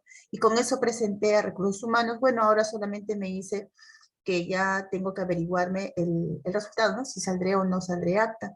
Bueno, todavía falta en junio todavía sale. Ahora, le entiendo de que cuando ya me entero yo de que he salido acta, me van a entrar un documento o hacer informe cuando yo ya voy a ir a hacer con la enfermera a trabajar para hacer el GIS de manera mensual. Me acerco a ella y la consulta le haría para este informe desde el primer mes que voy a empezar. No, cuando usted ya sale apta y adjudica al establecimiento que usted menciona, que es cerca donde está trabajando, entonces le van a dar como una carta de presentación. Usted con eso va al establecimiento desde el primer día que dice el documento donde dice usted tiene que, ahí le sale la fecha donde tiene que acercarse. Usted se acerca, ya el establecimiento sabe, porque el establecimiento de salud oferta plazas, a veces ofertan 2, 3 y solamente adjudica una y las otras plazas quedan desiertas. A veces no adjudican todas porque no alcanzan el puntaje, porque simplemente pues no salieron aptos. Usted adjudica, se presenta a su establecimiento desde la fecha que sale ahí en el documento, claro, uniformada, todo. Entonces usted, ya desde antes usted puede ir, si es que no conoce el establecimiento, para familiarizarse cómo llegar. Ya, usted va, se presenta, ingresa, se presenta con la enfermera jefe, el médico jefe, primero, después el médico, la enfermera jefe, bueno, empieza sus actividades. Su GIS, que es el formato que hemos visto hace unos días, entonces usted tiene que llenarlo de forma diaria. Es un formato, no sé si recuerda, donde usted hace una actividad y pone su diagnóstico de enfermería, ¿no? De acuerdo a la actividad. Ahí también cuando usted vaya al establecimiento va a haber norma de inmunizaciones, norma de CRET. Entonces ahí hay modelos de cómo se registra el GIS. Pero yo les di un modelo así a grosso modo para que ustedes tengan idea cómo van a llenar su nombre, apellido, su colegio, el paciente, la historia clínica. Ya, me imagino que, ¿te acuerdas? No sé si recuerda eso que hicimos. ¿Estuvo en la clase? Sí, la clase pasada fue. Ajá. Entonces ya, usted hace su GIS, eso se hace de forma diaria, todos los días por separado. Inmunizaciones según GIS, CRET, que es crecimiento y desarrollo en otro GIS, de preferencia en diferentes turnos, si usted se queda MT, se hace separado, uno para mañana, otro para tarde, de preferencia. Ya depende cómo lo manejen en su establecimiento. Luego de ello, usted lo que va a hacer, como ya tiene su cuenta creada, ¿no? Para ver esto usted ya está inscrita, entonces va usted poder ingresar mensualmente la información solicitada en el aplicativo Serum. El aplicativo Serum, usted va a ingresar, si tiene dificultad, en las primeras hojas de esta guía, manifiesta cómo usted va a ingresar al aplicativo Serum. Dentro de esta guía también está. Entonces usted tiene que leerlo desde el inicio, cómo tiene que crear, bueno, ya usted ya tiene su cuenta, todo eso, cómo ingresar al aplicativo Serum, ahí también menciona cómo va a ir ingresando. Entonces usted, en ese aplicativo que ya usted creó a través de su cuenta y contraseña, que es propio de usted, va a poder ingresar esta información de forma mensual, de acuerdo a lo que le solicita. Usted le van a pedir ahí de repente cantidades, todo es virtual ahora. Anteriormente, hace muchos años atrás, era que tenía que entregar la misma de Iris, ahora todo es virtual. Se ingresa a través de ese aplicativo, es más fácil porque hay serums que están en lugares muy lejanos y a través de su celular pueden ingresar otra vez, si es que tienen, claro, datos, ¿no? O internet en su celular.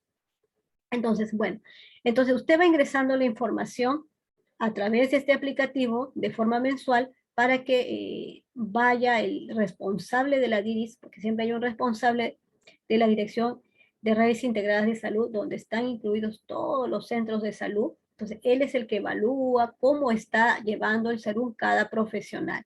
Va a ir revisando cómo van ingresando ustedes la información, como dice ahí, mensualmente. Con eso ustedes ya van avanzando para que también realicen un conteo de sus actividades. Por eso que recomendaba, GIS trabajado hoy día, copia que le sacan. GIS trabajado mañana, copia. ¿Por qué? Porque eso ustedes van al final del mes vaciar la información de sus actividades. Si ustedes no tienen la copia, le va a ser más difícil porque tienen que ir a estadísticas a pedir y que les den para sacar copia, entonces le va a ser más difícil. Con eso es muy sencillo. Lo que ustedes tienen que enfocarse es en hacer las actividades preventivo-promocionales, las actividades que le designe su médico, en este caso la enfermera jefe, si es de inmunizaciones, de acuerdo a la necesidad, y con eso ustedes van ingresando la información en el aplicativo Cermus. Ah, ya licenciada. Entonces, en esto de aquí que nos está dando, también hay un aplicativo Serum de informe. Ah, entonces lo voy a... Claro, así es, así es. Ustedes en la misma guía, una de esas debe estar aquí arribita. Vamos a ver. Yo lo voy a Todo buscar. está ahí, todo está acá, solamente de profesional de adjudicar, el documento, vamos a ver. Tengo eso, lo Sí, estaba leyendo. Voy a nuevamente a buscar el aplicativo, lo que usted dice. Y yo ya puedo ya generar mi contra, o tengo que esperar que todavía sí. me Tiene que, adjudicar. cuando usted salga apto, cuando ya usted salga apto, me imagino ya le va a salir le van a informar. Entonces, porque usted, por ejemplo, acá también lo vimos el otro, vamos a verlo de inicio, acá está. Para que usted tenga conocimiento, ¿dónde está? A ver. O sea, cuando salgo acto, me van a adjudicar y recién voy a poder tener acceso a ese... Claro, así es, porque todavía no se sabe si usted ha podido adjudicar y se ha generado o ha quedado desierta esa plaza. Acá dice, por ejemplo, ¿no? El proceso de inscripción, usted ya hizo la inscripción, ¿cierto? En esa página, ya usted se inscribió, ¿cierto? Ya, yo ya está en evaluación si va a salir apta. Ya, perfecto, ya esto ya pasó. Los postulantes estos son los términos que usted tiene que conocer, pero aquí ya. Dice acá, de la obligación previo a su inscripción, el profesional de salud deberá consultar la oferta de plazas. Usted ya consultó, podrá obtener información adicional de los establecimientos ofertados. Ya eso también ya vio.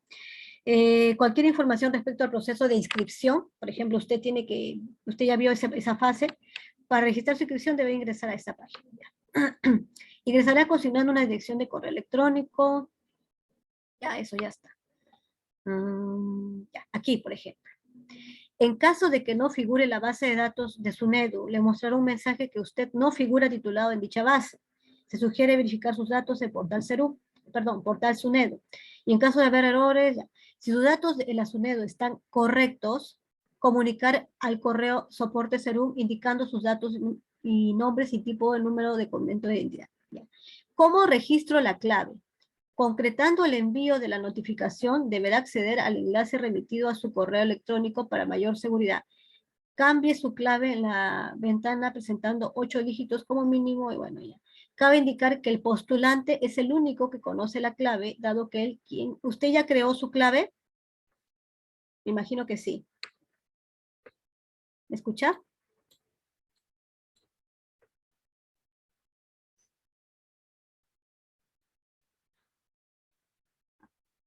No sé si me escucha.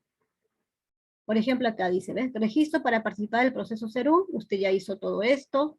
Ya emitió el correo electrónico registrado inicialmente. No sé si me escucha. Señorita, Luego, se había ido la señal y nuevamente...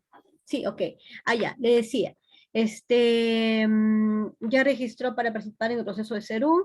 Ingresa consignándola a una dirección de correo electrónico que termine en esto y estrictamente personal y que se encuentra activa. Para los postulantes, ya eso es en extranjero. El correo electrónico registrado inicialmente contará con una clave que coincidirá con la dirección de correo electrónico. Posteriormente, el profesional, a fin de dar seguridad a sus datos, podrá cambiar la clave. Luego de generar este registro, se llegará una notificación en forma inmediata, verifique su bandeja de entrada. Una vez que llegue la notificación a su correo, para generar su clave. ¿Usted ha hecho eso? Sí, No sé. licenciada. Sí, ya lo hizo. Perfecto. Ya, entonces ya usted tiene su clave. Usted va a poder ingresar a través de eso. No hay problema. A través de eso, cuando usted ya No, no tengo clave. Yo hice el paso de colocar mi correo, que anote mi número de contraseña. Y cuando me pidió cambiar mi Ajá. contraseña, lo cambié porque con eso nomás no sé si, Ya. Claro. pero ya Sí. tengo la clave.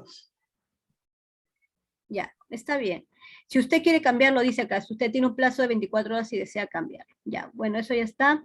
Entonces, ya, el registro de la clave. Completando el fijo de notificación, cabe indicar que el postulante es el único que conoce la clave. Ya, la clave generada debe ser recordada por el profesional a fin de evitar problemas en el registro de su inscripción. Es importante tener en cuenta que la clave que usted ha creado y registrado le permitirá inscribirse al Serum.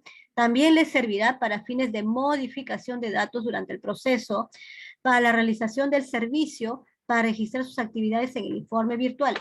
O sea, usted ya generó o sea, ese mismo usuario, ese mismo clave, ya le sirve para que más adelante usted pueda ingresar sus actividades del informe virtual Serum. Ay, Eso ¿no? le sirve. Eso está Solamente anotado. que ahora va a esperar a ver si es apta, si ha sido aprobada, lógicamente esperar el tiempo, pero con eso ya usted puede acceder más adelante. Exacto. Acá está bien conciso, inclusive este es un resumen, entonces les puede ayudar más porque el otro es un poquito más extenso. Espero que les sirva bastante. ¿Alguna duda más? ¿Alguna consulta? Ya, licenciada. Eh, ¿Cuántas clases más nos quedan, licenciada? Dicho sea de paso, hoy día salió de la guardia, la encargada, la señorita que nos manda para lo que es el pago, nos ha dicho hasta antes del 27. Mañana sin falta, ya que mañana voy a estar más descansadita, voy a hacer el pago, por favor.